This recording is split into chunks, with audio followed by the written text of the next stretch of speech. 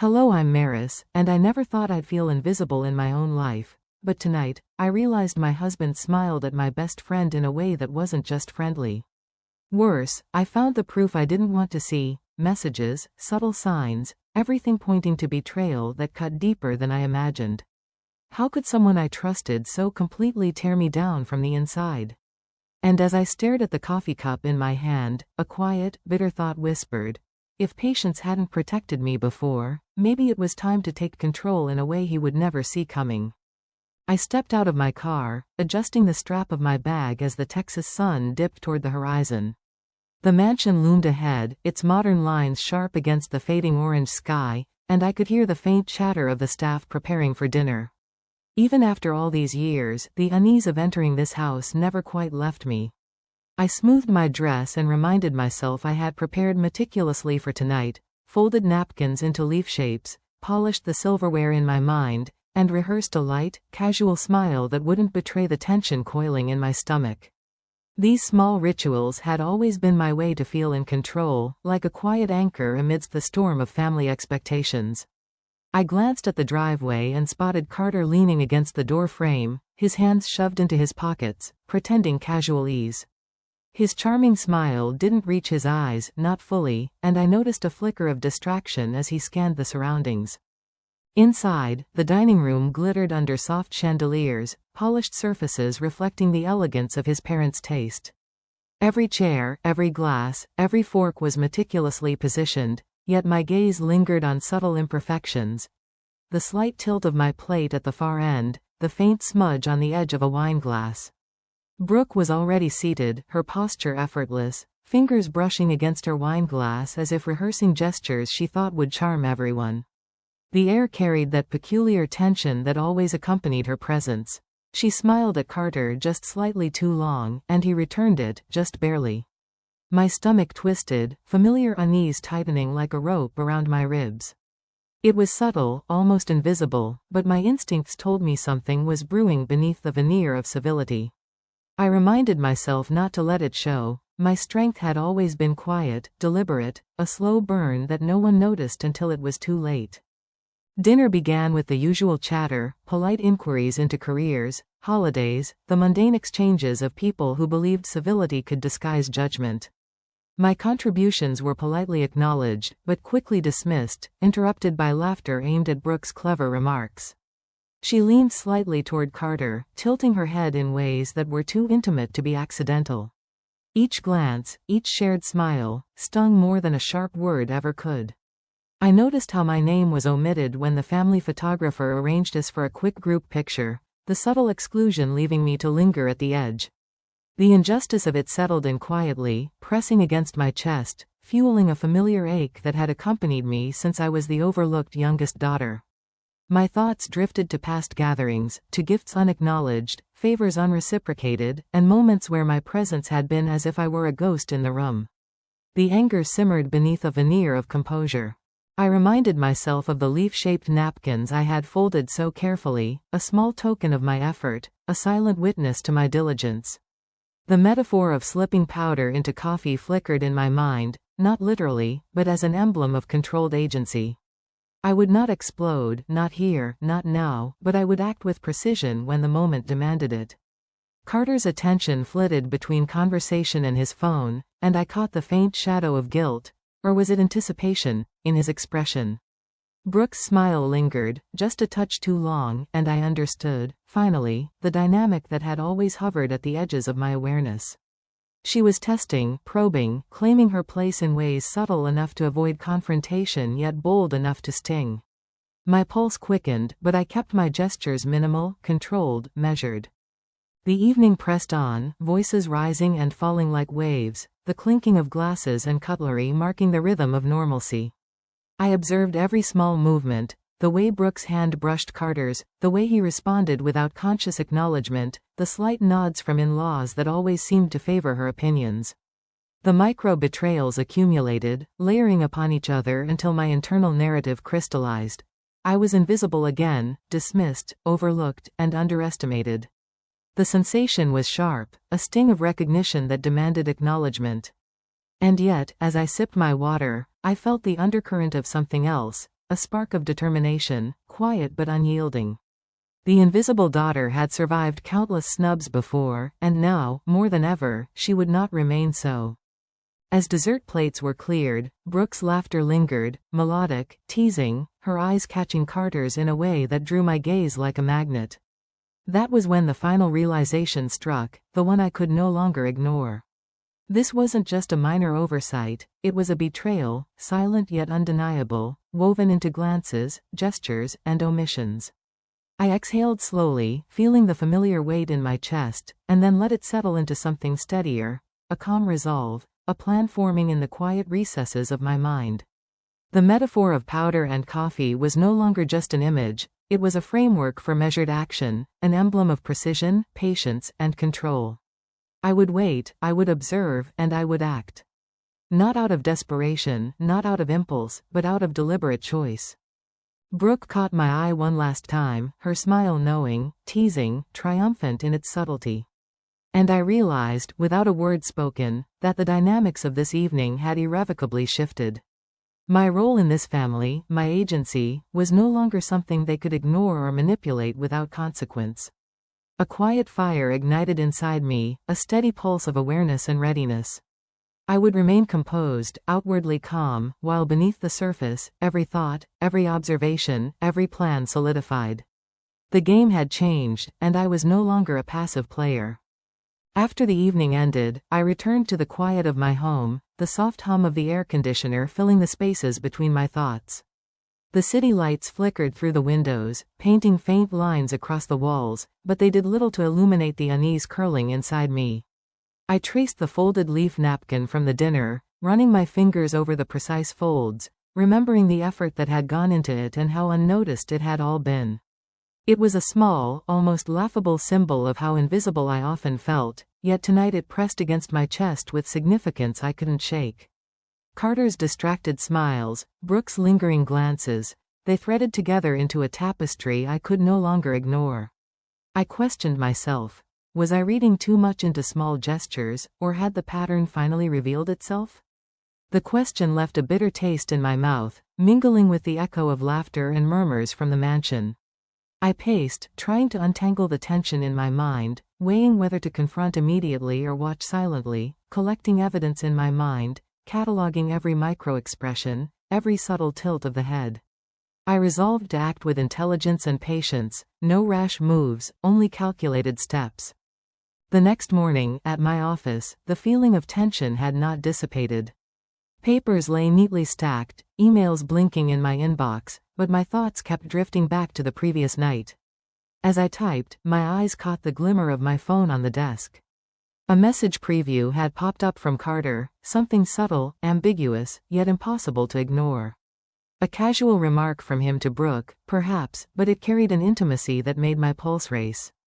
My hands trembled slightly as I scrolled, piecing together a web of texts, timestamps, and emojis that suddenly painted a picture I couldn't unsee. Disbelief warred with a sharp spike of anger, my mind racing to understand whether this was a one-time lapse or the start of a pattern.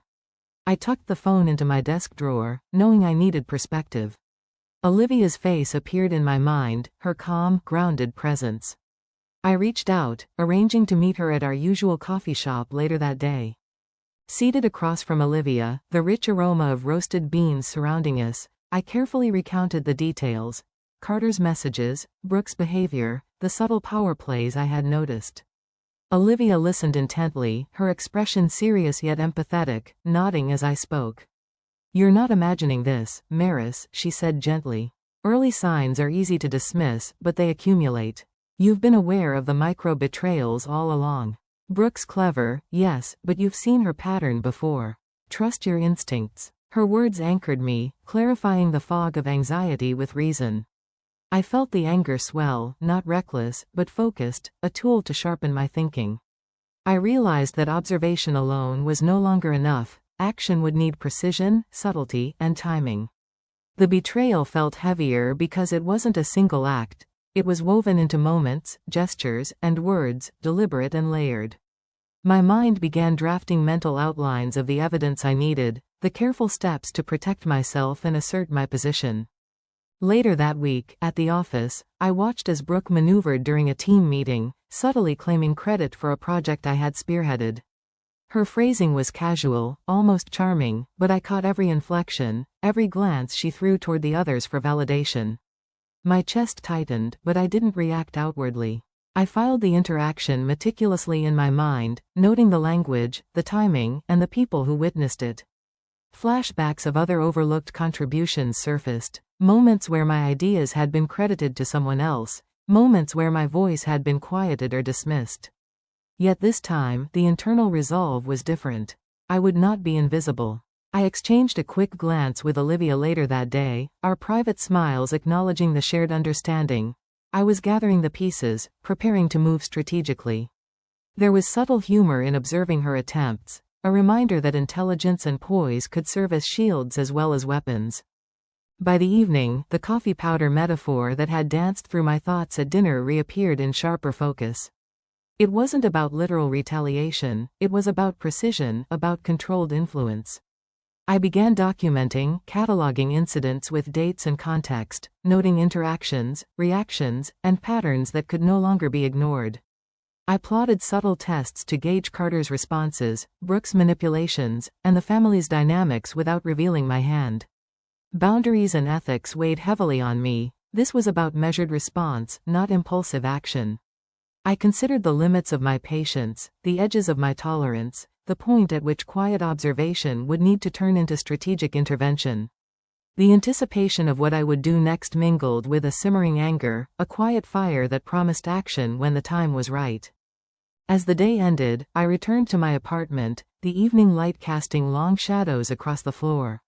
Brooke had texted a vague message about meeting after work, her tone deceptively innocent. I felt the weight of realization settle over me. Plans were being set in motion that demanded my immediate, calculated response. She was testing the boundaries, pressing her advantage in ways I couldn't ignore any longer. A sharp focus crystallized in my mind. Patience would remain my armor, but preparation had begun in earnest. I sipped a glass of water, feeling the steady pulse of resolve, knowing that the quiet intelligence I had relied on all my life would guide the next steps.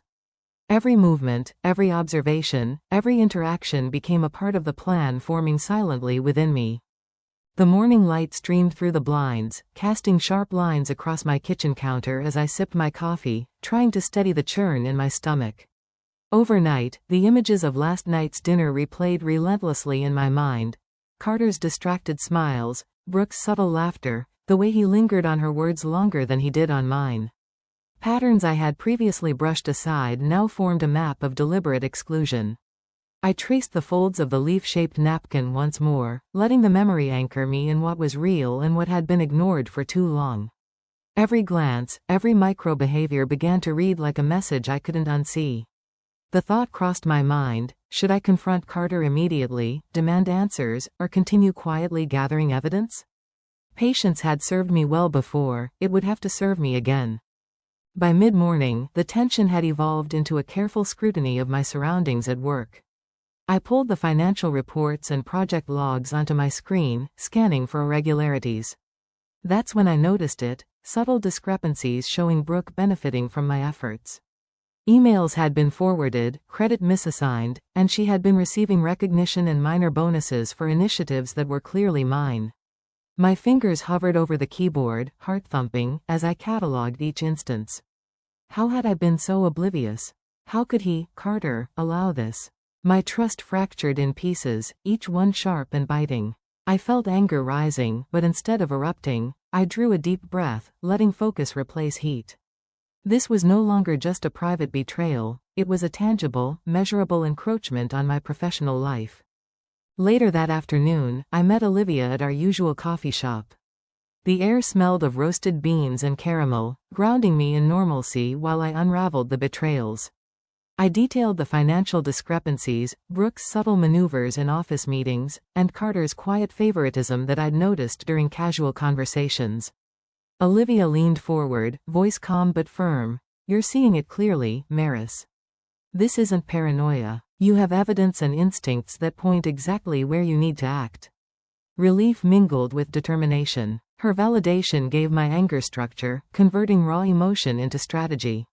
I began envisioning a controlled response, steps that could assert my value without inviting chaos or impulsive backlash. By the late afternoon, I returned to my home, the suburban streets casting long shadows as the sun dipped behind the rooftops. Carter's presence felt heavier, the air charged with unspoken tension. Each interaction, though outwardly polite, carried undertones of complicity. I observed his subtleties, the extra attention he gave Brooke, the fleeting smiles that lingered too long, and catalogued them silently. Every gesture, every word, every glance became part of a growing mental dossier. I reminded myself that intelligence and patience were my allies. Rash emotion could undermine the careful groundwork I was laying. That evening, I organized my notes, receipts, emails, and observations meticulously. I tested my theories subtly, making minor inquiries and noting reactions. Each response from Brooke, each deflection from Carter, offered another clue, another pattern to map.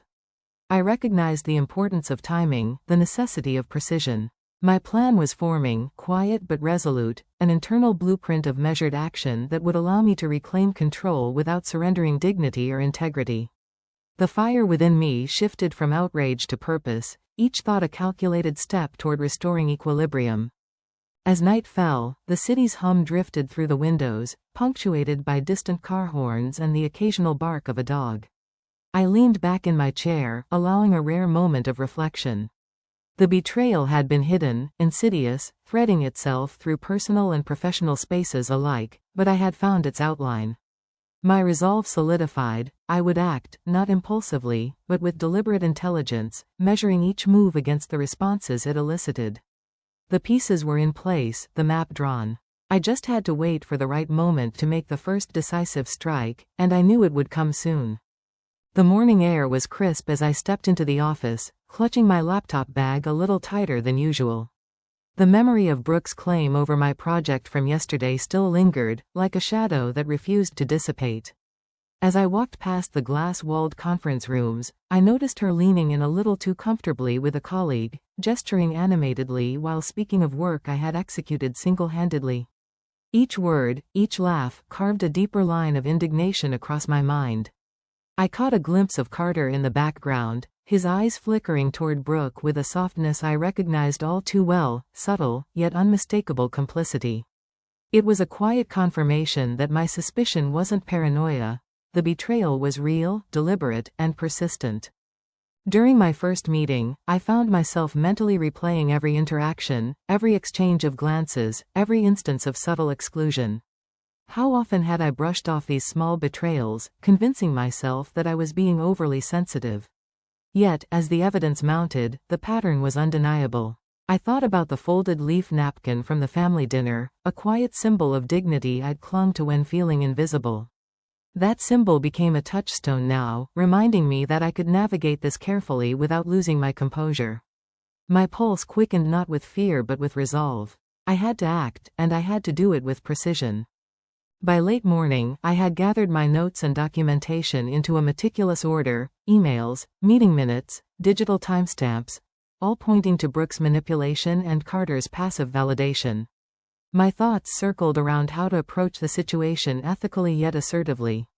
Confronting them recklessly could backfire, but inaction was no longer an option. I recalled advice from mentors and quotes that had guided me in asserting self-worth. Speak your truth with calm confidence, and the world will respect it.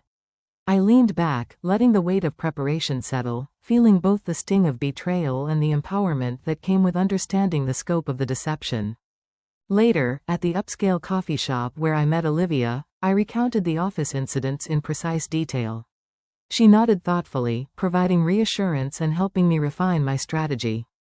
You're right to measure your steps, Maris. But don't underestimate the importance of timing. The evidence you have now, this clarity, gives you control, she said. Her perspective grounded me, transforming my simmering anger into focused anticipation. Each piece of documentation, every calculated observation, became part of a plan, a silent but forceful assertion of my value and intelligence. I could anticipate their next moves, and I would be ready.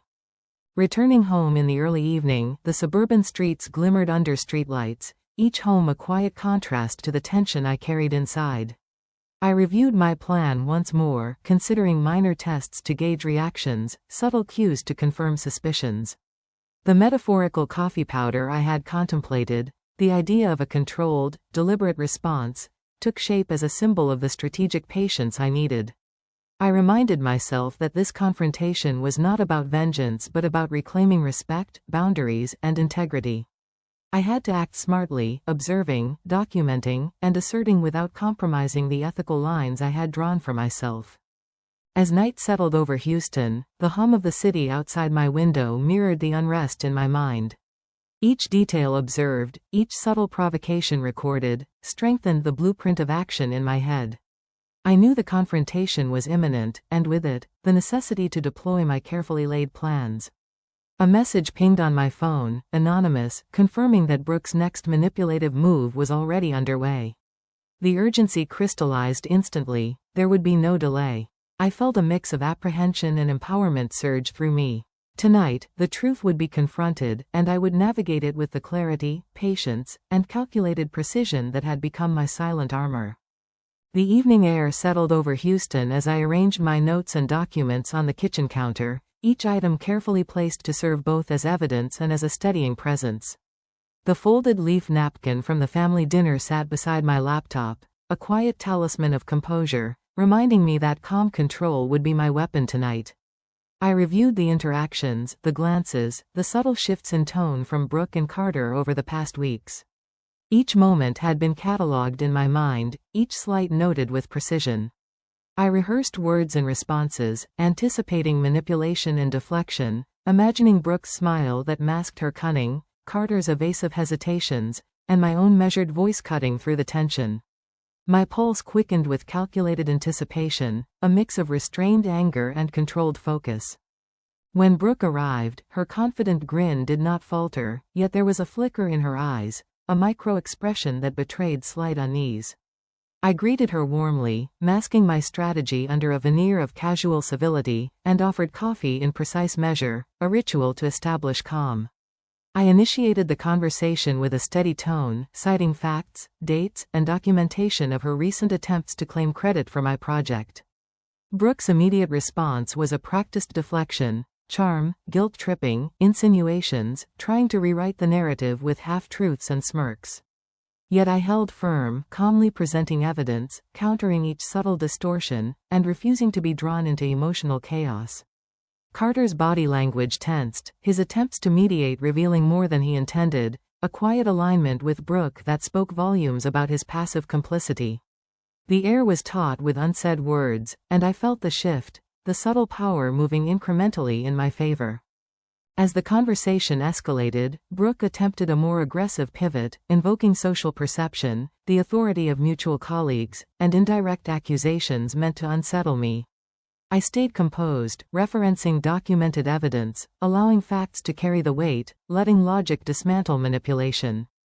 Olivia's presence, seated quietly nearby, reinforced my confidence. Her subtle nods, her silent validation, strengthened my resolve.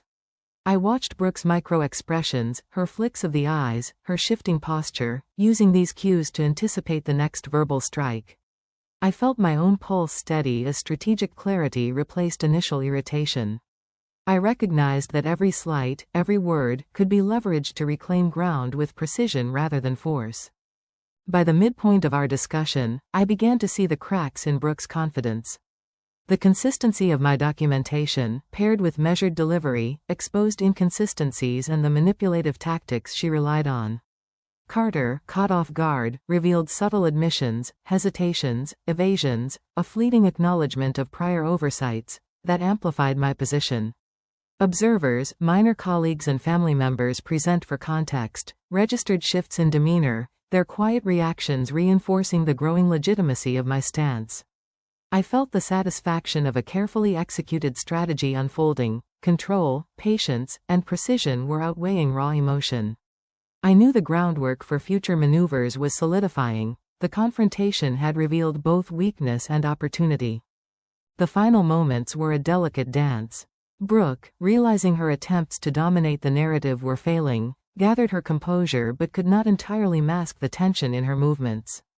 She excused herself abruptly, leaving a trail of unresolved questions and unspoken threats behind her. Carter lingered, avoiding eye contact, his defensive posture inadvertently exposing loyalty conflicts that only fueled my determination. I remained seated, absorbing the quiet aftermath, allowing the satisfaction of calculated restraint and evidence-driven assertiveness to settle in. There was no triumph in the moment, only the knowledge that tonight had shifted the balance. The stakes were higher, the game more dangerous, but I had claimed a decisive opening, and I understood that every next move would need equal precision and patience. The first confrontation had ended, but the war for control, recognition, and justice had only begun. The evening air carried a subtle tension as I returned home from the office, the weight of accumulated observations pressing against my chest.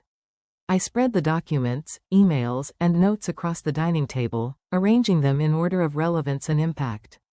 Each piece of evidence, every subtle clue I had gathered over the past weeks, formed a map of manipulation and deceit. I reviewed Brooke's recent social maneuvers, anticipating how she might attempt to undermine my credibility or subtly reassert control over our shared professional sphere. Carter's involvement, previously obscured by feigned neutrality, revealed cracks in his composure, tiny contradictions, fleeting hesitations, and the occasional glance that betrayed his hidden loyalties. I catalogued each of these moments mentally, analyzing not only their immediate significance but the patterns they formed, the strategic windows they opened. Brooke, in her relentless drive to maintain dominance, had escalated her tactics. At the office, I observed her spreading subtle gossip, questioning my decisions in a manner that appeared innocent to outsiders, yet sharp enough to erode confidence. Carter's nervous shifts and evasive comments unintentionally validated her manipulations, giving me the leverage I needed to counteract without aggression. I noted each micro-expression, each inflection, parsing the unspoken truths from her carefully controlled words. My own responses were deliberate, measured, each phrase crafted to counter manipulation with calm logic, each gesture reinforcing my composed authority. I imagined her recalculating her approach as I presented evidence calmly, without raising my voice or allowing emotions to dictate my actions. The psychological battlefield was mine to navigate, and patience had become my weapon. The countermeasures I executed were subtle yet effective. I introduced facts and timelines in conversation with colleagues and Carter alike, letting Brooke's inconsistencies emerge naturally. Each contradiction she exposed, whether through evasive answers or overcompensation, reinforced my credibility. Olivia, observing quietly from the periphery, offered gentle validation, a silent affirmation of the soundness of my strategy. I calculated potential social fallout, mentally rehearsing the outcomes of each disclosure, ensuring that my moves would assert authority without igniting public drama. By letting Brooke's actions speak for themselves, I maintained ethical integrity while subtly dismantling her narrative, a methodical strategy that reinforced my position as both observant and formidable. Internally, the tension gave way to a growing sense of empowerment. I reflected on my resilience, the lessons learned from prior betrayals, and the importance of strategic timing. Revenge was never the aim, control and precision guided every choice. Each documented interaction became a reference point, each careful observation a tool to maintain advantage. I considered ethical boundaries, the delicate balance between justice and vindication, ensuring my moves remained principled yet assertive. I felt the quiet satisfaction of intelligence applied with patience, of foresight matched with moral clarity, knowing that my actions were both measured and impactful. By the end of the evening, subtle shifts had begun to manifest. Brooke's confident demeanor showed fleeting cracks, a twitch of hesitation in her smile, a falter in her posture. Carter, grappling with his own conflicted loyalty, questioned prior judgments in a way that left him exposed, giving me insight into his vulnerability. The table was set not just with documents, but with opportunity, an opening to advance my position with strategic foresight. I felt the thrill of control tempered by patience, understanding that each move from this point forward required precision. The game had escalated, the stakes higher, but my composure and preparation ensured that the next actions would unfold on my terms. The countermeasures had taken root, and the psychological landscape had shifted unmistakably in my favor. The morning light seeped through the blinds, cutting stripes across my bedroom floor, and I lay there longer than usual, staring at the ceiling. Everything from the past weeks, the dinners, the whispered messages, the betrayals etched into every interaction, pressed against my mind. I could still see Brooke's smirk at the coffee shop, the way Carter had avoided my gaze, and the subtle acknowledgments I'd caught in the hallway at work. It was a network of lies, carefully woven around me, and for the first time, I felt the full weight of knowing just how high the stakes had risen. By the time I made it to the kitchen, the quiet hum of the refrigerator was the only sound. I set my mug down and paused, my fingers lingering on the smooth ceramic, thinking about the precise movements I had planned. Every interaction, every subtle action, needed to be calculated, nothing left to chance. The memory of folded leaf napkins and the unspoken slights of family dinners resurfaced. It wasn't just about Brooke or Carter anymore, it was about reclaiming my own narrative, my own sense of control. Later that afternoon, I arrived at the office with a careful calm, my appearance polished but understated. Brooke was already there, flitting between colleagues with a practiced charm, recounting minor successes, and subtly implying her role in projects I had led. Her voice was smooth, persuasive, but I noticed the small cracks, the hesitation in her smile, the slight narrowing of her eyes when she thought I wasn't watching. Every detail mattered. I made my way past, greeting Olivia briefly, catching the reassuring nod that reminded me I wasn't alone in this. The meeting began, and as Brooke started to speak, I felt the familiar tightening in my chest, the pull between restraint and righteous indignation. I kept my voice even, letting the facts speak for themselves.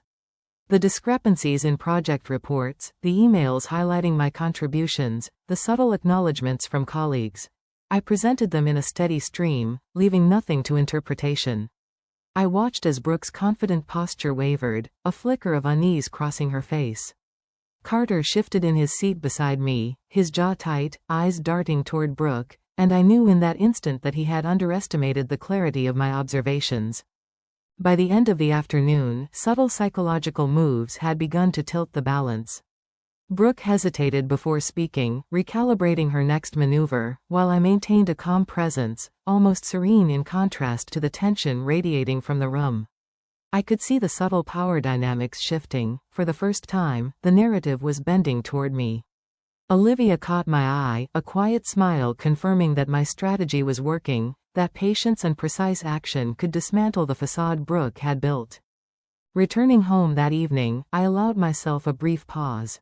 The sun had dipped low, casting long shadows across the living room, and I sank into the couch, notebook in hand. Each observation, each recorded interaction, became part of the framework I would use to reclaim control, a blueprint of awareness and measured response. I traced the patterns of manipulation, anticipating Brooke's next moves, preparing contingencies, and silently noting every small act of complicity from Carter. There was no room for emotion-driven mistakes. Every decision had to be deliberate, every step calculated. Then, the message arrived. A short, anonymous note appeared on my phone, succinct and chilling. "She's planning something tonight, be ready." My heart skipped, but my mind did not waver. The moment had arrived where careful planning would meet decisive action. I set my mug down, folded my hands, and exhaled slowly. I could feel the tension in my shoulders, the hum of anticipation that had been building for weeks. This was no longer about minor manipulations or subtle slights. This was the moment to act, to expose, to reclaim the space that had been quietly stolen from me. I rose, walking to the window, looking out over the quiet suburban street. The evening air held a calm that contrasted sharply with the storm brewing in my mind. Every glance, every word, every interaction over the past weeks had led to this precise point. I knew what had to be done, and for the first time in a long time, I felt the solid foundation of control beneath my feet. Brooke, Carter, everyone involved, they were on notice, whether they realized it or not. The next moves had to be perfect, deliberate, and absolute. There was no room for error. The night stretched ahead, heavy with anticipation, as I began to outline each action, each confrontation, each subtle yet irrevocable move that would shift the balance irreversibly. The tension was almost electric, a thin line between calm observation and explosive resolution. And deep inside, beneath the controlled exterior, a quiet satisfaction settled. I was no longer the passive observer of my own betrayal. I was poised, I was ready, and the game was about to change forever. The morning sun hit the blinds just right, spilling long stripes across the hardwood floor, and I woke with a sharp clarity I hadn't felt in weeks. The events of the previous night still played in my mind, the subtle victories, the careful exposures, and Brooke's barely concealed frustration. I could feel the tension lingering in my shoulders, a hum of controlled energy that reminded me I was no longer a passive participant in this story. Every micro-movement, every whispered conversation, every glance from Carter or Brooke had built toward this point, and now it was time to capitalize on what I had learned. By mid-morning, I was already at the office, carrying a folder of meticulously gathered evidence. I didn't just need proof, I needed the right moments to let it speak for itself. Brooke flitted into the meeting room with her usual charm, unaware that I had prepared for every possible tactic she might use to deflect attention from her manipulations. Carter sat beside me, his jaw tight, avoiding eye contact with Brooke, betraying more than his words ever could. I felt the familiar surge of quiet satisfaction. The cracks I had observed before were widening, revealing the vulnerabilities I had been tracking for days. The meeting began with routine updates, but Brooke couldn't resist inserting her version of successes again. I let her talk, taking careful notes in my mind, cataloging each misstatement, each subtle exaggeration. Then I let the evidence do the work. Emails, project timelines, and testimonies from colleagues flowed into the conversation naturally, without accusation, without drama, only facts. I watched as her confident expression faltered, the practiced smile flickering uncertainly, and Carter tensed beside me, caught in a silent acknowledgement of the truth I was revealing. After the meeting, I lingered, observing reactions, letting the ripple of credibility settle across the room. Olivia approached, her presence calm, giving me a small nod that said more than words could. We walked to a quiet corner, sipping coffee, and I felt the weight of anticipation shift to controlled excitement. Brooke would have to respond, and I knew her next moves would be desperate, impulsive. My plan had worked so far, and now it was about pressing the advantage with precision. By evening, I returned home, setting the folder down on the kitchen counter. The quiet of the house seemed almost conspiratorial, as if the walls themselves understood the magnitude of what was happening. I reviewed my notes, rehearsing the next interactions, anticipating Brooke's attempts at damage control, and Carter's likely hesitations. The thought of slipping some subtle powder, a metaphorical nudge to reveal intentions or test reactions, crossed my mind. I smiled faintly at the memory of the napkin folds, a symbol of control I had carried through each interaction, quietly reminding myself that patience was as powerful as action. As night fell, I prepared the environment for the confrontation I had orchestrated in my mind. Subtle cues in the lighting, the placement of chairs, the arrangement of coffee cups, all designed to maximize psychological clarity and control. Every element was intentional, every micro-action calculated. Brooke would arrive expecting to manipulate, to charm, to intimidate. Instead, she would find that the ground beneath her had shifted. Carter, too, was on notice, his earlier evasions exposed without a single word directed at him. The doorbell rang, sharp against the quiet evening, and my heart skipped a beat, not from fear, but from the controlled thrill of anticipation. Brooke stepped inside, her eyes flicking toward me, unaware of the storm she had walked into. I gestured to the seating arrangement, my voice calm, deliberate, almost conversational, as if nothing out of the ordinary were about to happen. Yet I could feel the tension coil in the air, the invisible electricity of unspoken truths and imminent exposure. As she settled, I began, not with accusation, but with observation. Facts, subtle confrontations, the strategic revelation of patterns and evidence. Every word precise, every glance calculated. I watched as her composure frayed, her manipulations faltering under the weight of transparency. Carter's occasional nods, his inability to fully interject, confirmed my suspicions and bolstered my confidence. By the end of the night, I could see the shift in power, the subtle acknowledgement that I was no longer invisible, no longer manipulated. And yet, even in this controlled victory, I sensed the deeper layers of the game were far from over. Brooke's eyes narrowed slightly, calculating her next move, while Carter's unease hinted at residual complicity.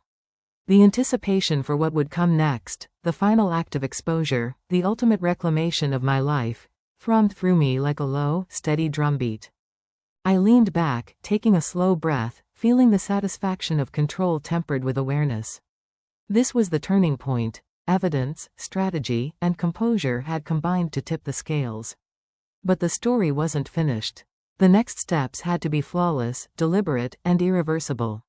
Brooke and Carter had been cornered, but the true reckoning, the ultimate assertion of my agency, was only beginning.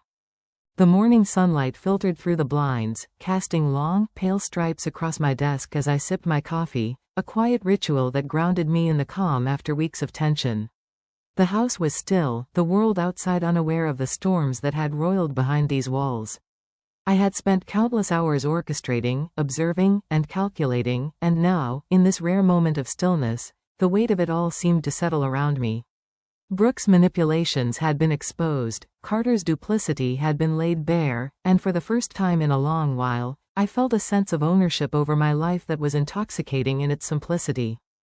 I walked through the rooms, each one holding memories of the battles fought quietly, the subtle victories and restrained confrontations that had culminated in this point. The folded leaf napkin from the first family dinner still sat in the kitchen, a small, almost absurd symbol of the patience and strategy that had carried me through the ordeal. I smiled faintly, realizing how far I had come, how every small observation, every carefully documented detail had contributed to the reclamation of my agency. By mid-morning, I was at the office, moving with a calm that betrayed nothing of the inner turbulence I had navigated in previous weeks. Colleagues greeted me with the kind of warmth and respect that had often been withheld, now earned through quiet resilience and visible competence. Brooke avoided my gaze, a subtle acknowledgement that the scales had shifted. Carter's absence from the day's meetings was conspicuous, a silent testament to the consequences of his choices and the inevitability of accountability. I felt a strange mix of satisfaction and cautious awareness. Justice had been served, but the world still demanded vigilance, attention, and decisiveness. Over coffee with Olivia later, we reflected on the intricate dance of strategy, patience, and courage that had defined the last chapters of our lives. "You handled it like a master," she said quietly, her eyes sincere. I nodded, acknowledging the validation but knowing that true empowerment had come from within. No external acknowledgement could replace the sense of strength I had cultivated in silence, the ability to navigate betrayal with intelligence and poise. Returning home, I allowed myself to reflect on the deeper lessons embedded in the ordeal. Betrayal, deception, and manipulation were painful, corrosive forces, but they also illuminated resilience, clarity, and self-determination. I thought of the small acts that had mattered: keeping composure when confronted with lies, documenting patterns without yielding to anger, choosing observation over impulsive reaction. These were the foundations that allowed me to act decisively when the time was right, and they would remain the pillars of my future choices. That evening, the house was quiet except for the faint hum of the city beyond the windows. I settled into my favorite chair, journal in hand, and began writing, not to document evidence or plan strategy, but to process the journey, to acknowledge the growth and the pain that had carried me here. Brooke's presence no longer loomed as a threat. Carter's mistakes had been addressed and could not dictate the trajectory of my life. I felt the tension that had gripped me for weeks slowly dissolve, replaced by a calm determination that was more powerful than anger or resentment. As night deepened, I allowed a moment to envision the future, unencumbered by past betrayals, guided by wisdom earned through adversity. The path ahead was clear, and for the first time in years, I embraced it with confidence and purpose. I understood that true resolution did not lie in retribution or lingering grudges, but in the quiet reclamation of agency, in the deliberate shaping of a life aligned with integrity, intelligence, and self-respect. In the stillness, I made a promise to myself: to act with courage, to trust my intuition, and to never again allow deception to define my experience. The past had been turbulent, but it had taught me the value of patience, observation, and strategic action. The future was mine to navigate, and I would do so with clarity, strength, and the unwavering knowledge that I was capable of overcoming any challenge that came my way.